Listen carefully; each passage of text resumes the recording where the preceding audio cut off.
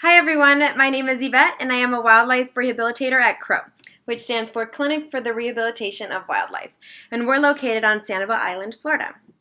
So at CROW, what we do is rehabilitate injured wildlife, and that can include bald eagles, some pelicans, red-shouldered hawks, sea turtles, foxes, river otters, and that's just naming a few of them.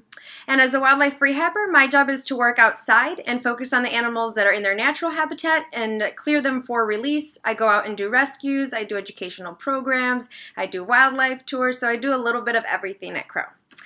So you guys asked some really good questions about gopher tortoises, and I wanted to start answering them. I did combine a few of them because one topic would lead to the other and there's similar questions, so we can get started. So one of the questions was, are gopher tortoises poisonous or are they deadly? That's a really good question, but no, gopher tortoises are not poisonous and they're not deadly. But a really cool fun fact is that they do coexist with a venomous snake, and that's the eastern diamondback rattlesnake. So that rattlesnake actually lives in the burrow with the gopher tortoise, and they usually are fine and peaceful. And I'll talk about other animals that actually live in the burrow as well. Alrighty. So could they live without eating food for a few days? That's an awesome question. They can go a couple of days without eating food. So when a gopher tortoise comes to CROW, usually the main reason is that they were hit by a car. Not all of them want to eat right away, so they do kind of sit there, and we offer them a lot of different food items. And different examples can be luscious greens. We offer tomatoes, hibiscus flowers, strawberries. Sometimes they even like corn. So it's mostly anything, preferably anything that's colored red, because they actually really like the color red. One time I was wearing some red Keds and Sheldon actually came up and tried to bite my foot, and that's because he loves the color red. He loves hibiscus flowers, and the ones that he loves the best are the red ones. So we do offer them all types of fun things, but sometimes they don't want to eat, but we won't allow them to go more than a week without food at our clinic. And then we will start to force feed them, or maybe open their mouths and try and shove a berry in there, and just to kind of try to encourage them to eat. Let's see. They also out in the wild like to eat the hibiscus flowers, asters, shrubs, legumes, daisies, clover's a really good one, and blueberries and other berries and things like that. They also like the prickly pear cactus. Sheldon has tried that and he does enjoy it, but he likes everything. Can they be pets? Pets, no, they can never be pets. They're not allowed to be held captive. They are protected by the state law. So it's actually Florida Fish and Wildlife that has put up a law, and I actually have attached it as an attachment that I'm going to give Miss Alicia Roberts, so you guys can actually read the entire code as to what the law is, and they are protected animals, so they are not allowed to be held captive. Let's see, what else? So I did give examples of the different things that we do offer them to eat, but it's really nice when we also pick natural grasses and include it in their diets too.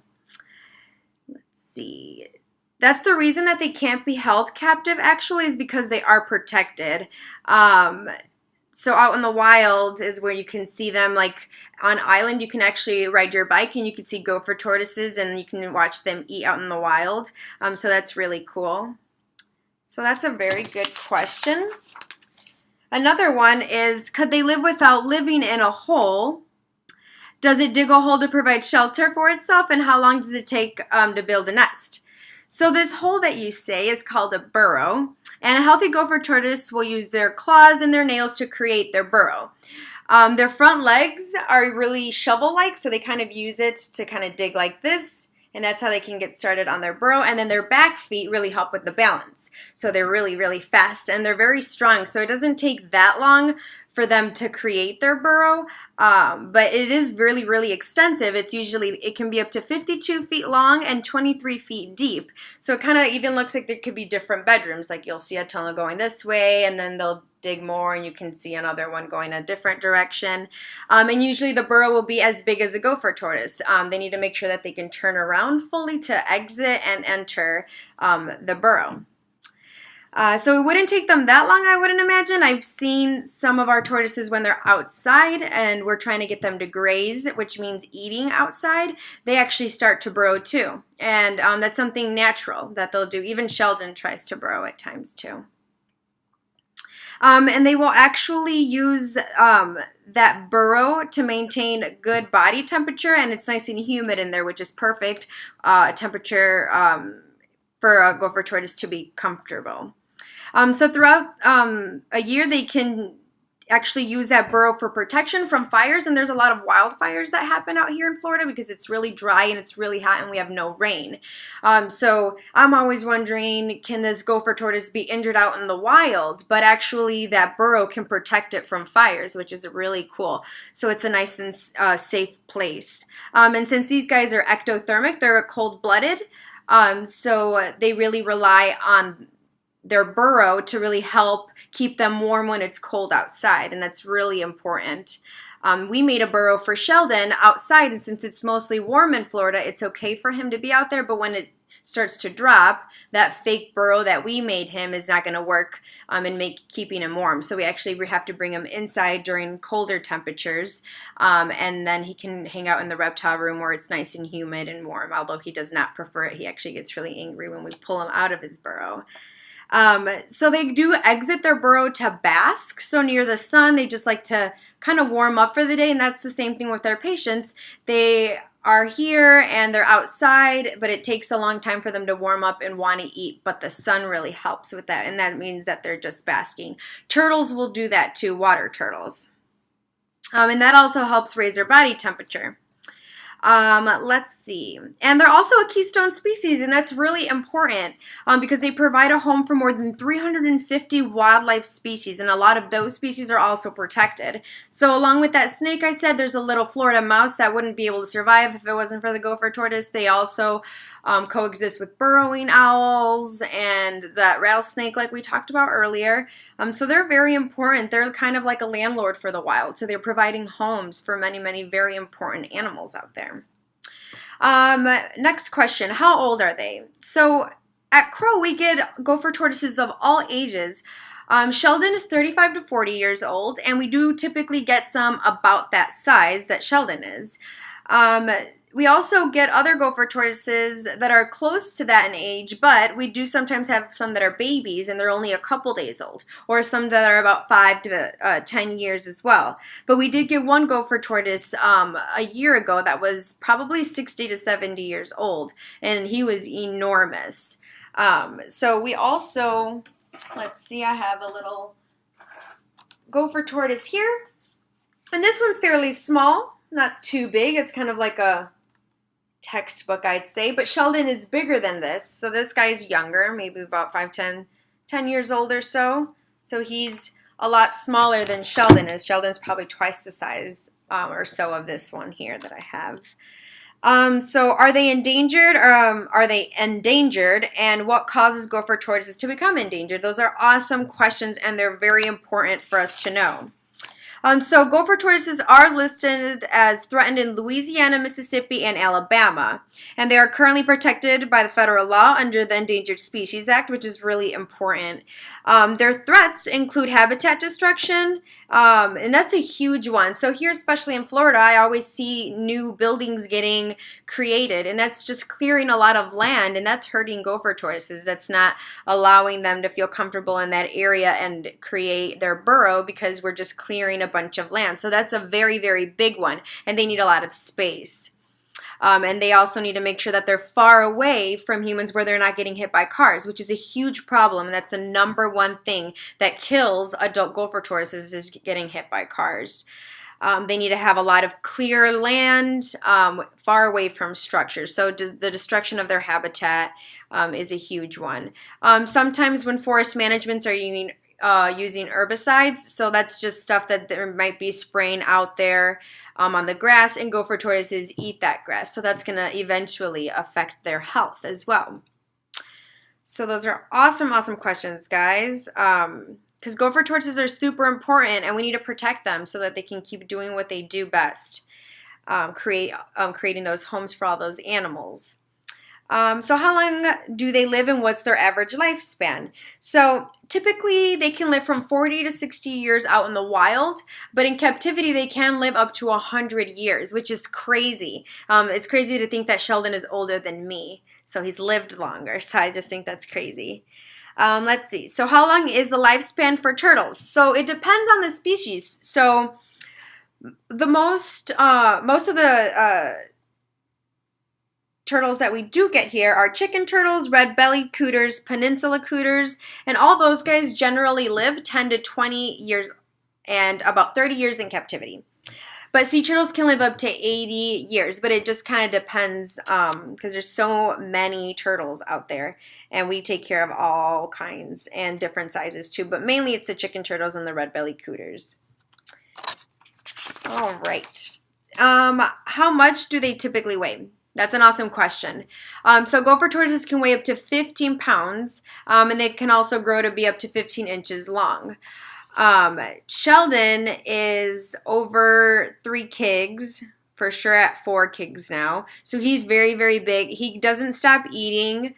So he doesn't really have a diet plan at Crow, and a lot of animals sometimes do, but gopher tortoises can just eat and eat and eat. That's the main thing. If a gopher tortoise is eating at our hospital, that's a very good thing. And you know that if they're not eating and it's been over a week and we have to force feed them, that this gopher tortoise is not feeling good. So what is their average reproduction rate? Do they lay their eggs in the sand? How many babies can they have? What is the average time for them to make babies? All right, so they mate in the spring. So mating season's from April to June. And males will visit the burrows of females in its colony, so anywhere around the area. And they actually communicate with head bobbing, shell nipping, and they can also rub pheromones, which are these chemicals from their scent glands, and they're on their legs, and that eventually will lead to the mating too. The only one that I've actually seen live at Crow is the head bobbing. So Sheldon does the head bobbing thing, and it's literally hysterical when he does it. But he means business. He's not kidding around. And he's trying to establish his territory. So you'll see like 2 gopher tortoises basically touching noses, and then one of them is Sheldon, of course, and they're just both going like this, like it's just silent conflict. They're bobbing and bobbing their head. They're having like a face off just like that, and that's all they're doing. And that is Sheldon really expressing like, this is my territory and I don't like that you're here. And that happens if we have more than one male at the clinic, because he's a male. So if we have a female, that's when he gets really aggressive because he wants to get the ladies. So he is not afraid to even bite the feet or the shell of the other gopher tortoise. So we do have to separate him. Mostly he's isolated from the other patients because he just gets super aggressive. So we just kind of take him out to his burrow and just let him hang out there. And the way that you can tell if a gopher tortoise is a male or a female... Okay, so here's a gopher tortoise right here. This is a shell of one, and I'll talk about this stuff. But the important part here is for us to see if it's a male or a female. So you can kind of see here that there's a divot. So it's just like a little slide. It's a little concave here. So this right here is a male because the male needs to get on top of the female.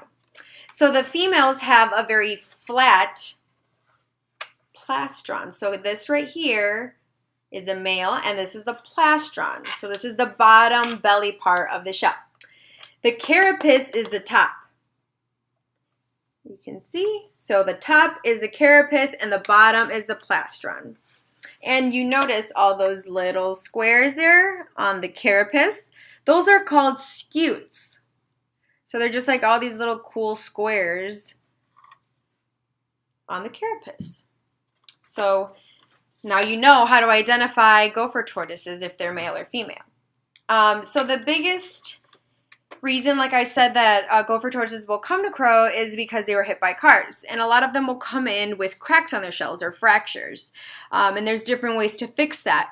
So this right here would be more of a hairline fracture. So it's not deep, super, super deep, but it still hurts. So they're on high pain medication because it hurts to have a broken shell. Some people think that you can't feel anything up here. But even when I just scratch Sheldon's butt maybe or his back and I just want to scrub off anything that's dirt on his shell on his carapace, and I scratch it, he feels that and he gets mad and he starts to hiss. So they can feel everything. So a fracture for sure they're going to be feeling. Okay, so how we fix something like this is we use grommets, and grommets are these little black squares. There are smaller grommets that you can maybe see when they're attached to clothes, and it's just to help you clip. So they're like small little hooks. And these are bigger grommets here, and these are plastic. And then we have zip ties. And those zip ties, I guess maybe if some of you have had braces or currently have braces, so when you get them tightened, we all know that that hurts and it doesn't feel nice, and you're usually in pain for the rest of the day and it's kind of hard to eat. Well, we tighten them here to close this fracture.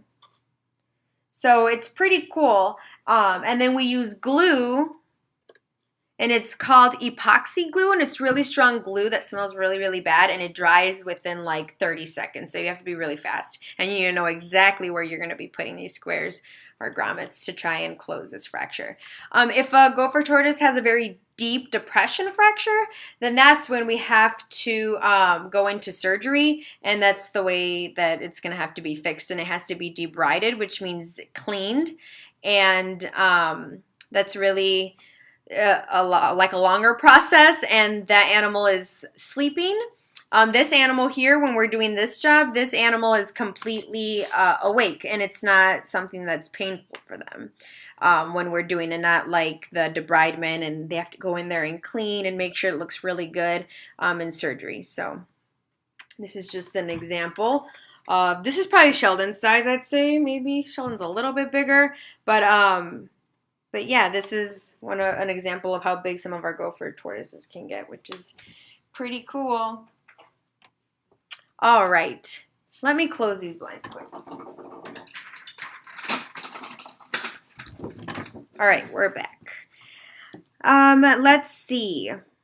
So females will actually reach their sexual maturity at 9 to 21 years of age, which is crazy because that's an older gopher tortoise and they're going to be bigger. And depending on the abundance and latitude, males will mature at a slightly younger age. And the female will actually lay its eggs either at the mouth of the burrow near sun, or we'll just find a different spot and then where the sun is. And then once they start laying their eggs, they cannot be disturbed. They will lay them all. And they're the size of maybe a ping pong. And it takes 3 months for them to hatch. So it's crazy, and they can have the 3 to 15 eggs, so it's a lot of eggs. Not all of them will make it to be adults. So some of them are very small, obviously, when they're born, and they're victims of just getting eaten. It's part of Mother Nature's plan. So some of them do get eaten, and another animal gets fed for the day. And that's the reality of it, unfortunately. So where does it mostly live? What is their most common habitat or an environment that they live? And what kind of ecosystem do gopher tortoises live in? Do gopher tortoises live in tropical regions, and can they live in Kenya? Awesome questions. So they live in dry, sandy uplands with oak sandhill scrub, pine flatwoods, and coastal dunes of the southeastern United States. Most of the population is in Florida. And it is nice and tropical here, I'd say, and it's warm most of the time. It was 90 degrees today, so it was really, really hot. So it's warmer than most part of the United States. And the most important features of good tortoise habitat are sandy soil with for digging burrows and nests. In an area where there's a tree canopy so they can come out and bask, and they can get really comfortable by the sun. And space where they can have, where there's natural small plants that are growing there as food for this gopher tortoise. They do not live in Kenya, but there are other types of gopher tortoises that live there, such as sulcata tortoises and leopard tortoises. And those are considered invasive species here in the United States, in Florida, because we do sometimes see sulcata tortoises and leopard tortoises. So here they're as pet. They're mostly pets. Very awesome questions, guys. So how many tortoises still live on this earth? Well, like we said, the majority do live in Florida. In 2003, there were fewer than 800,000, but they are declining. So that's why it's really important for everyone to know about gopher tortoises and how important they are. That way they can be protected like they are right now, and we can be ones to protect them as well. And can they live in or near both freshwater and saltwater? So they cannot live in water at all because they can definitely drown and die because they're not meant to be in water. They get their hydration through the grasses that they eat out in the wild. So they can often nest near dunes where sea turtle nestlings are in that area, and that can also lead to the confusion of putting them in water because sea turtles do hatch in that area.